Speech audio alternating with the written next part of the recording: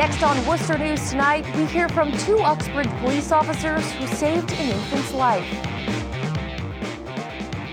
Plus, as the temperatures drop, homeless shelters are filling up.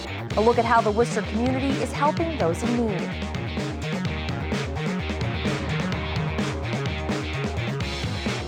Good evening and thanks for joining us. I'm Anna Botari. We begin first tonight in Oxford, where firefighters are battling a 3-alarm fire. There are limited details at this hour, but what we can tell you is when our crew arrived on scene, the home on Sakarapa Road was fully engulfed in flames. According to Auburn Fire and Rescue, firefighters are searching for an unaccounted occupant. At one point, firefighters were ordered out of the building. We'll be following the story and update you with more information when it becomes available. 2 Uxbridge police officers are recognized tonight. Their quick action helped save the life of an infant. If it weren't for them, the situation could have had a very different outcome. Our Cam JANDROW has the story. Yeah, Anna, it appeared to be food or formula in the throat of baby Ashlyn, and tonight, Uxbridge police officers Kyle Tripp and William Ethier are being called heroes for their life-saving efforts. Baby Ashlyn reunites with her guardian angel. When these moments like this is when it pays off, you know? And actually, to hear that cry, in that moment, that was a big sign of relief for us. Exactly 1 week ago Thursday, Ashlyn's mother discovered the infant wasn't breathing. She immediately called 911, describing the car she would be taking and headed towards the fire department. Uxbridge police officer Kyle Tripp heard the call over dispatch and saw the car moments later. And it happened to come right around the corner as I started looking for it, and they had their blinkers on, the windshield wipers were going off, it wasn't raining, so I knew this was the car I was looking for. Tripp immediately stopped and ran over to the car. He noticed food was coming out of Ashlyn's mouth and her airway was blocked. Tripp says his police training instantly kicked in at the sight of the infant in trouble. So I decided to turn her over, deliver a few back blows, and that's when she actually threw up a little bit and started to cry, and I could feel her chest, contracting. I could feel that she was breathing. Officer William Ethier also responded to the scene just moments after Tripp cleared the baby's airway. He credits the speed of dispatcher Shanna Jackman and first responders for saving Ashlyn's life.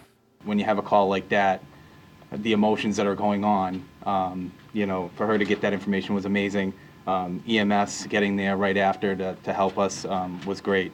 But yeah, my heart was racing. Ashlyn was treated at the hospital and has returned back home. Officer Tripp says a week later, he's glad to see her in better shape. It's great to see her, with color and her eyes are wide open, and it's great. This is really rewarding. Now, baby Ashlyn's parents didn't want to go in front of the camera, but they say all is well back home, and baby Ashlyn is doing just fine. Anna. Amazing story. Thanks for that, Cam. Customers at the British Beer Company in Worcester were greeted by not your average server tonight. The Worcester Police Department held their Tip a Cop fundraiser, where 18 officers, including Chief Stephen Sargent, acted as servers for the night. However, the tips they received are not being taken home at the end of the shift. They'll be donated to the Massachusetts Special Olympics. The nonprofit organization says fundraisers like these help to keep their sports programs running. Charge our athletes a dime, and so we really rely on fundraisers like Tip a Cops to kind of offset those costs of transportation and insurance and uniforms and coaches and everything that goes along with a sports season. Anytime that we can reach out and represent and help people out, especially those in Special Olympics, we're always willing to help a hand. And this just in, the event tonight raised more than $2,800. The Worcester Redevelopment Authority is looking to study whether the area of its downtown urban revitalization plan should expand. The amended plan would include parts of Lamartine Street. Expanding to this land could be a big part to helping the redevelopment of the former Wyman Gordon property. It includes the land between Madison and Green Streets. The area the Paw Sox are said to be looking at land as a site for a possible ballpark. The WRA is not giving specifics as to why they're looking to expand, but Chairman Vincent Pedoni says there are boundaries in the plan which do not include certain areas under consideration for development. Development is going to take place in that area, and the goal obviously is to do it quickly. do it correctly, do it quickly, the WRA might be in the best position to acquire that property and then sell it to the developer. The Paw Sox lease for McCoy Stadium ends in January of 2021, though the team has an option to extend it for 5 more years. A police chief for more than 14 years and an officer for almost 30. Dudley Chief Stephen WOJNAR is adding one more title to the list. Thursday, Chief WOJNAR was installed as the new president of the Massachusetts Chief of Police Association. Our Rosalind Flaherty has more on the chief's new role. Dudley Police Chief Stephen WOJNAR is sworn in as president of the Massachusetts Chiefs of Police Association.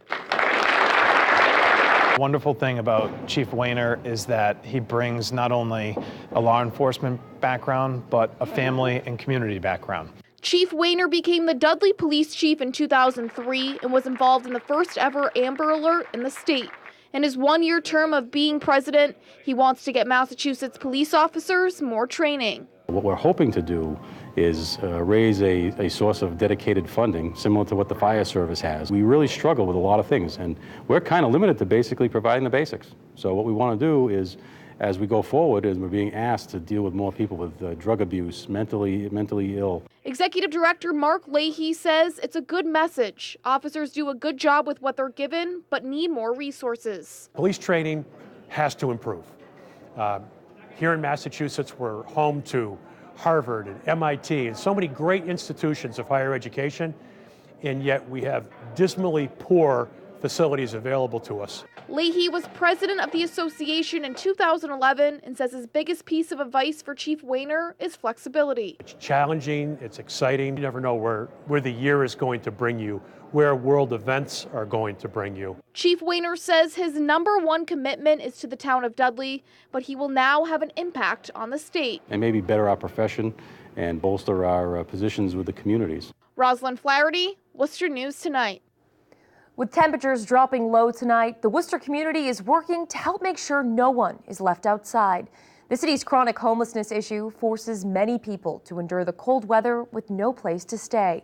But after the opening of a winter overflow shelter, there's hope for many people. Our Brittany SCHAEFER has more on how people are staying warm. Hotel Grace is located in the basement of St. John's Church. It offers people a free meal, winter clothing, and a warm place to stay. And on a night like tonight where we are in the teens, they expect it to be at full capacity. The demand for shelters like Hotel Grace is high as temperatures fall. It feels like it's in the single digits Thursday night. Pastor Richard Gonzalez expects to meet capacity and actually had to turn people away last night. It's one of the hardest things that I had to do. Why? Because I was dumb. But it breaks my heart because I don't know if that person that I couldn't get in will die that night. The line to get into Hotel Grace started at 3:30 p.m. Thursday, and doors don't usually open until 7. Yesterday, I think by 10 after 6, we opened the doors. There's already people in the line because they know the first 50 people, that's our capacity, are the first that can come in. An hour is way too long. Listen, on a day like today, being so cold. Dr. Leonard Wace says staying out in these temperatures for too long can have serious consequences. You can lose a limb. Let's say you can lose fingers, you can lose the tip of your nose, you can lose the tip of your ear. So those things are serious. And they can become infected also. Besides just losing that, you can get yourself an infection, and an infection can spread to the rest of your body. Gonzalez says he sees many people come to Hotel Grace with little or no warm winter clothing. Most of them, especially the other day that was snowing, come with wet socks. We have seen people come in the winter in a t-shirt. We have coats, hats, gloves, because we want to make sure that when they leave this facility and they have to go back to the reality of the weather, then at least we send them out there suit up, to face the weather. There is a great need in this issue. Now Gonzalez says he had to turn away 17 people last night, but he offered them free rides to the state-run shelter on Queen Street. Brittany SCHAEFER, Worcester News Tonight. New surveillance photos of a car released this afternoon in connection with the discovery of a body inside a burned car at a Worcester cemetery. Here's a look at the vehicle Worcester police say was in the area late Monday or early Tuesday near Hope Cemetery. Later Tuesday morning, police and firefighters were called to the cemetery for a car fire. When the flames were put out, a body was found inside. The person has not yet been identified. Right now, a family search for answers after a deadly hit and run. We're hearing from the daughter of Lisa Germain, the woman hit and killed by a driver in East Brookfield. This happened back in October, and now police are sharing surveillance video that may help. John Maroney has more. She always had this hung over her bed.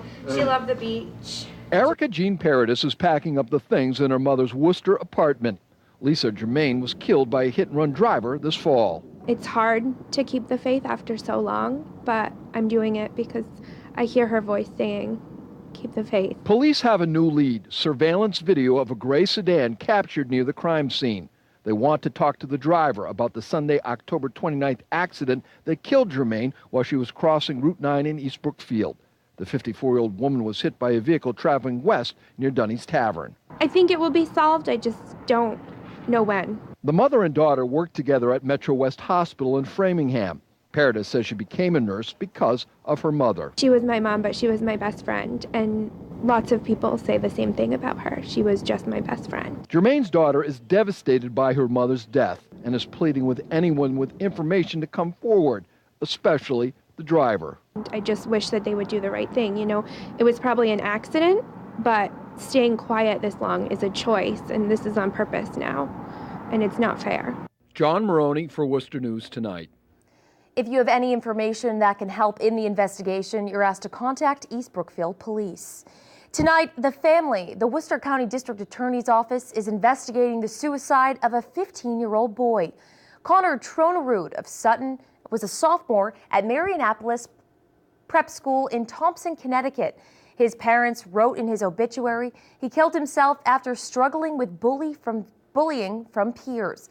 His school released a statement saying they are, quote, continuously vigilant to aggressive incidents of any kind, including cyberbullying.